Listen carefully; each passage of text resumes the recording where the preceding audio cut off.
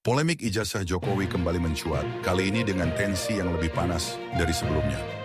Bukan lagi sekadar pertanyaan tentang keaslian ijazah, tapi sudah menjurus ke soal moralitas, tuduhan, dan sumpah atas nama Tuhan.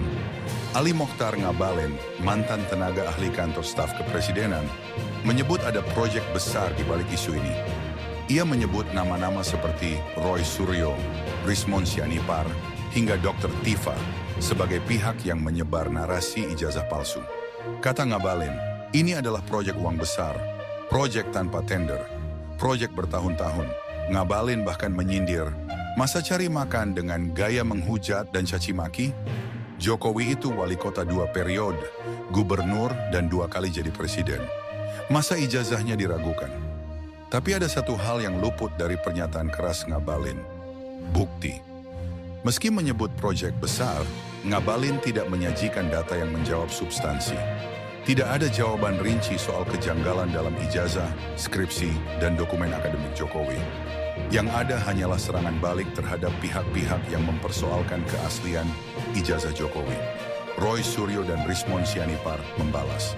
Keduanya menegaskan bahwa perjuangan mereka bukan soal uang, tapi soal kebenaran. Rismon Sianipar menegaskan ia membiayai seluruh proses investigasi secara mandiri.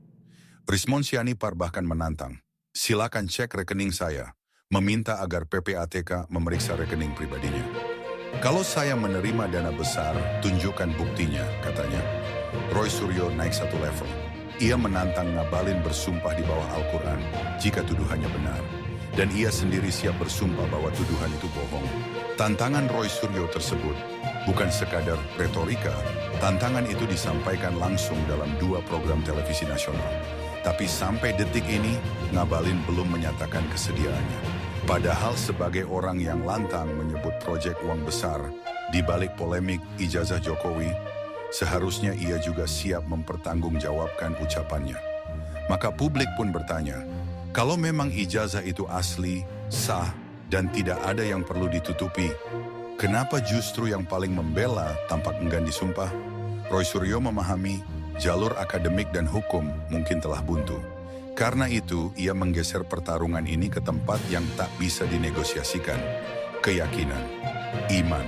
Tapi alih-alih menerima tantangan, Ngabalin justru mengalihkan ke forum lain. Menyerang pribadi, tanpa jawaban substantif, tanpa bukti balik, tanpa sumpah. Ini bukan tantangan receh, ini soal integritas, soal keberanian menyatakan kebenaran. Bukan hanya di depan publik, tapi juga di hadapan Tuhan. Dan di titik inilah polemik ijazah Jokowi berubah wajah. Bukan lagi soal dokumen, tapi soal keberanian spiritual. Roy Suryo memilih jalur sumpah bukan karena kehabisan bukti, tapi karena menurutnya, jalur hukum dan akademik sudah diblokade oleh kekuasaan. Jika benar ijazah itu otentik, sah dan legal, kenapa takut membuktikannya secara terbuka dan jujur? Atau mungkinkah ada yang disembunyikan? Karena pada akhirnya, ini bukan soal siapa S1 dari UGM. Ini soal kejujuran seorang pemimpin dan keberanian orang-orang di sekitarnya untuk membela atau membongkar kebenaran. Pertanyaannya kini bukan lagi, apakah ijazah itu palsu?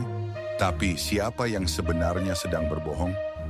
Roy Suryo telah menantang di bawah Al-Quran. Tantangan yang taruhannya bukan hanya soal kepentingan dan reputasi, tapi akhirat.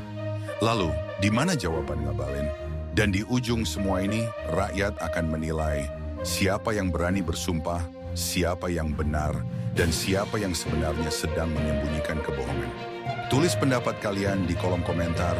Jangan lupa like, share, dan subscribe agar tidak ketinggalan mendapatkan informasi terupdate dan dapat mengikuti analisa-analisa politik terkini lainnya. Terima kasih telah menyimak. Sampai jumpa di video berikutnya.